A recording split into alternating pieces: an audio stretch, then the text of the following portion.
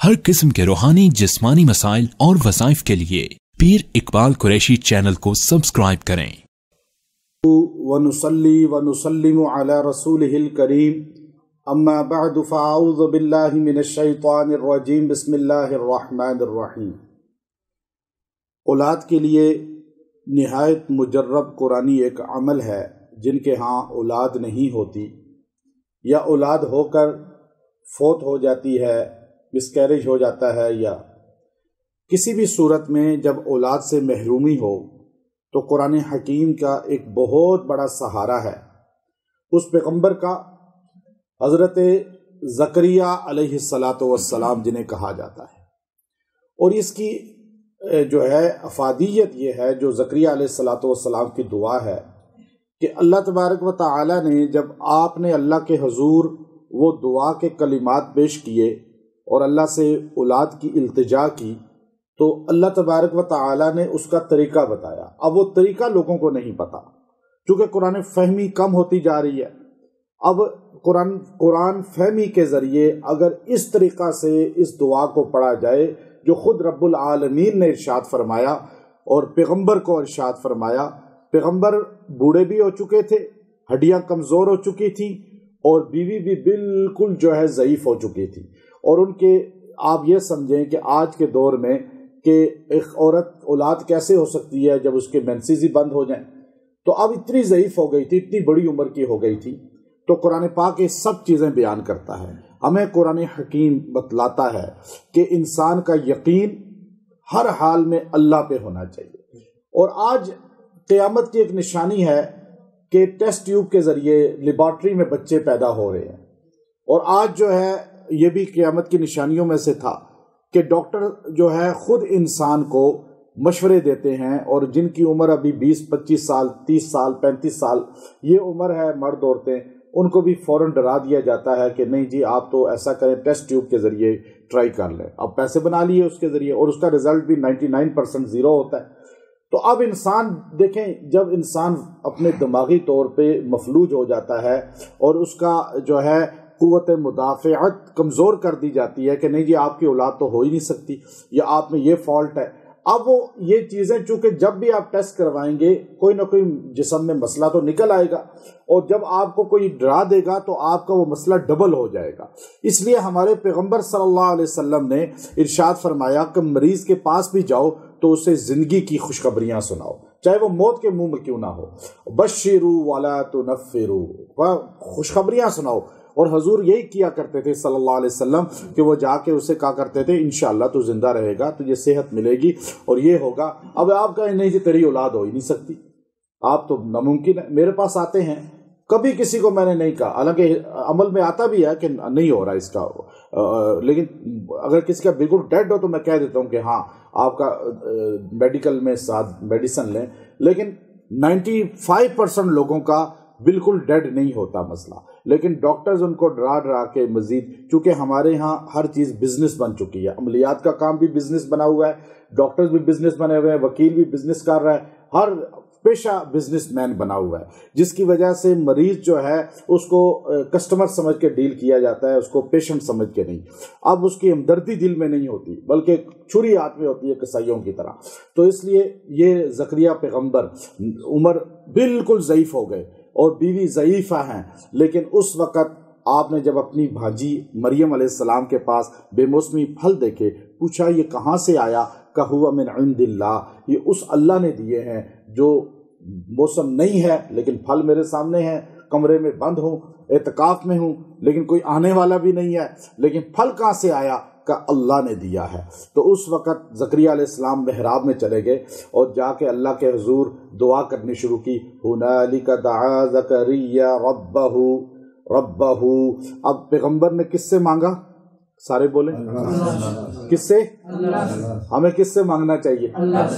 اب یہاں جو مسند میں بیٹھا ہوتا ہے نا، عامل، پیر، گدی نشین، خطیب، وہ خدا بنا ہوتا ہے، ڈاکٹر بھی خدا بنا ہوتا ہے، دعوے کر رہا ہوتا ہے میں یہ کر لیتا ہوں۔ نہیں بھائی، جب نبی کو نہیں ملی تو تم کیا دے سکتے ہو؟ میں کچھ دے سکتا ہوں آپ کو؟ کچھ نہیں دے سکتا۔ یہ بات یہاں بیٹھ کے کہنا آسان ہے؟ وہ تو کہتا ہے میں ہی سب کچھ کرتا ہوں. میں آپ کو یہاں بیٹھ کے بتا رہا ہوں, آپ اتنے مرد عورتیں آتے ہیں اور آئے ہوئے ہیں, اب میں آپ کی چہرہ نہیں دکھاتا کیونکہ آپ لوگوں کو شو کرنا ہمارا مقصود نہیں ہے. یہ تو اپنی کرامات کو بیان کر کے جھوٹ بولنا ہے کہ لوگوں کو ورگلانا ہے جی اپنی کہ جی یہ آئے ہیں ان کا یہ نہیں, میں کچھ نہیں کر سکتا. اب یہ بات یہاں بیٹھ کے کہنا سب سے بڑی توحید ہے. اب کرے گا کون؟ پیغمبر نے یہ بتایا. ہم تو پیغمبروں کو ماننے والے ہیں نا, ہم تو قرآن کے ماننے والے ہیں, ہم شعبدوں کو نہیں مانتے. لیکن عوام کل انعام جاہل ہوتی ہے, وہ بس یوٹیوب کے شعبدوں کو جی اس نے یہ کر دیا اس نے وہ کر دیا. نہیں بھائی, اللہ سے یقین رکھیں. ہنالک دعا زکریا ربہ ربہ, اپنے رب کے آگے مڑ گئے.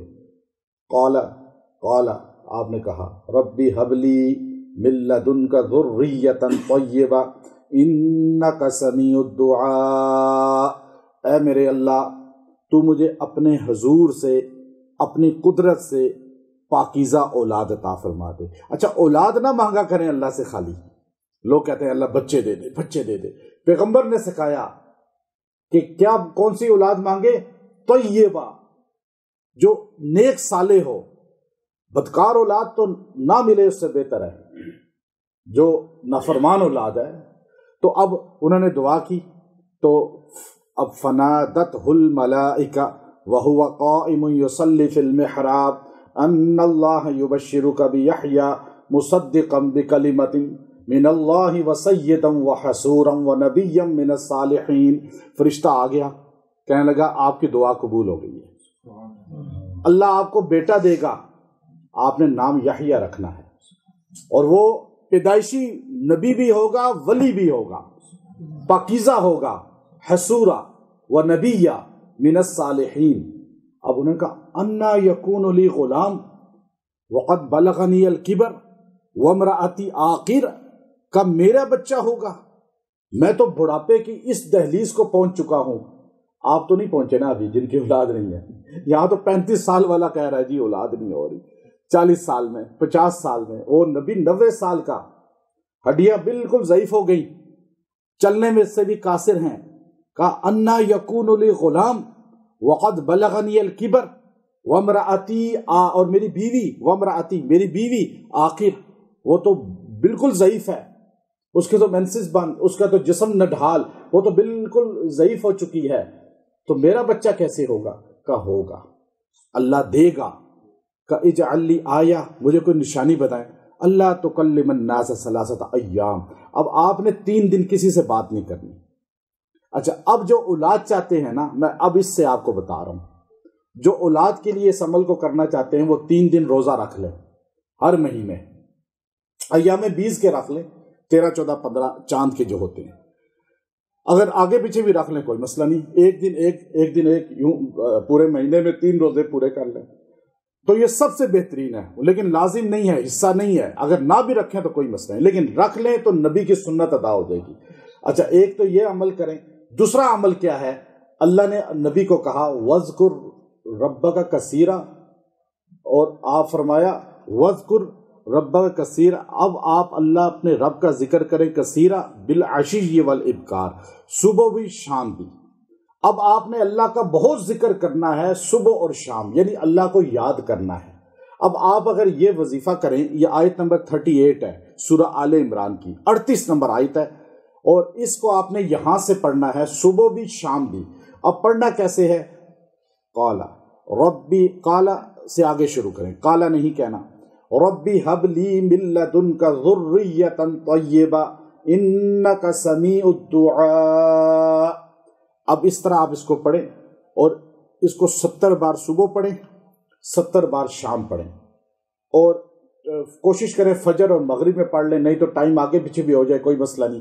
آپ نے قرآن کے مطابق صبح و شام اللہ کو یاد کیا, نبی کو اللہ نے کہا تھا, اور پھر نیت کریں بیٹا ہوگا تو اس کا نام محمد یحییٰ رکھیں گے. اب اللہ تعالیٰ اس دعا کی برکت سے بیٹا بھی عطا کرے گا, اولاد عطا کرے گا, اور اگر بیٹی ہوگی تو نام مریم رکھ دیں, مریم رکھ دیں, ورنہ کچھ بھی رکھ سکتے ہیں, یہ لازم نہیں, لیکن نیت کر لیں.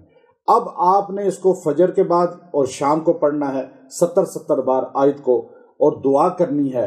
روزہ رکھ لیں تو اچھی بات ہے, انشاءاللہ آپ چند مہینے یہ عمل مجرب کریں گے، اللہ آپ کو اولاد دے دے گا۔ لوگ یہاں نا امید آتے ہیں، ہم ان کو کچھ خاص تعویذ پلاتے ہیں جب، اور کچھ ٹائم کے بعد اللہ بعضوں کو نواز دیتا ہے۔ اب ساروں کو ہو جانا کام میرے اختیار میں نہیں، ہم تو اللہ سے دعا کرتے ہیں، جن کا ہو جاتا ہے وہ بھی اللہ نے کیا، ہمارا اللہ نے پردہ رکھا، لیکن ہمیں دعویٰ کسی پہ نہیں ہے۔ لیکن الحمدللہ بڑی تعداد کو اللہ نے نواز دیا۔ یہ عمل مجرب اختیار کریں، یہ دعا بڑی خاص ہے۔ اگر اولاد نافرمان ہے پھر بھی اس سے فرما بردار ہو جائے گی۔ جس کی اولاد نافرمان ہے، تابع دار نہیں ہے، اس کا مستقبل خراب ہے، وہ بھی یہ عمل کر سکتا ہے، صبح شام کرے، چند دن میں اللہ اس کی اولاد کو بھی تابع دار کر دے گا، چونکہ اس میں تابع داری کا بھی ذکر ہے۔ رب سارے پڑھ لیں، ربی حب لی من لدنک ذریۃ طیبہ انک سمیع الدعاء۔ بے شک تو ہی تو دعائیں سننے والا ہے، نبی کہہ رہا ہے، اور ہم جا کے سناتے ہیں کن کو؟ جو نیچے زمین کے اندر ہیں ان کو سنا رہے ہیں۔ بھائی اللہ کو سنائیں، اللہ سنے گا، تو یقین اللہ پہ رکھیں۔ وآخر دعوانا ان الحمد للہ رب العالمین۔